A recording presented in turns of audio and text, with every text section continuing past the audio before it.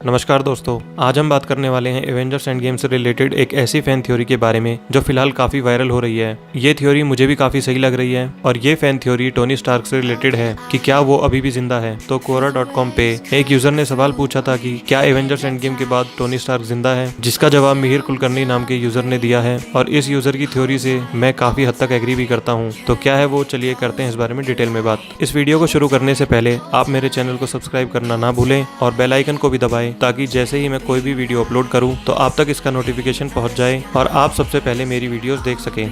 तो इस थ्योरी के हिसाब से Tony Stark Avengers Endgame में स्नैप के बाद न केवल जिंदा है, लेकिन अब ये वो टोनी नहीं है जिसे हम इतनी मूवीज में देखते आए हैं।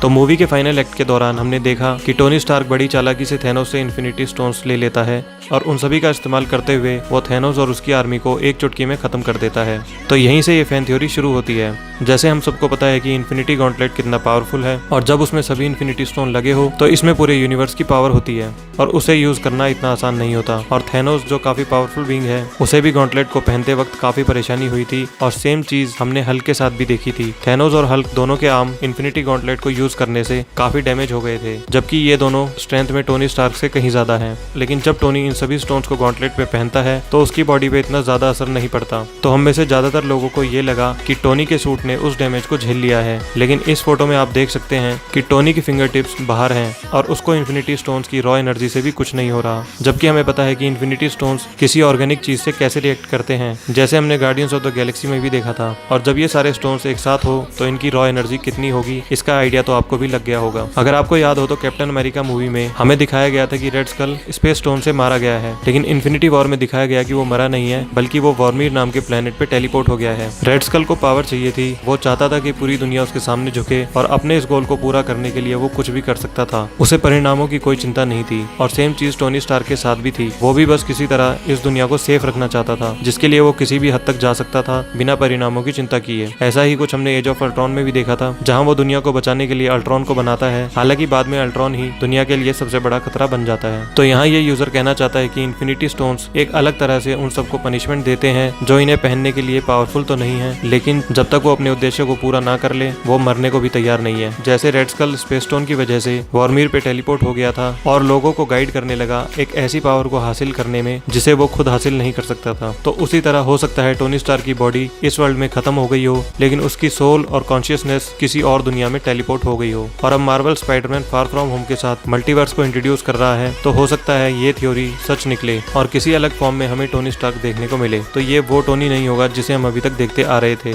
इस थ्योरी के बारे में आपको क्या लगता है और आप में से कितने लोग इस थ्योरी से एग्री करते हो, कमेंट करके जरूर बताना। तो इस वीडियो में इतना ही। अगर इस वीडियो से रिलेटेड आपको कोई भी डाउट है तो कमेंट सेक्शन में पूछ सकते हैं और वीडियो पसंद आए तो लाइक और शेयर करना ना भूलें। Thank you.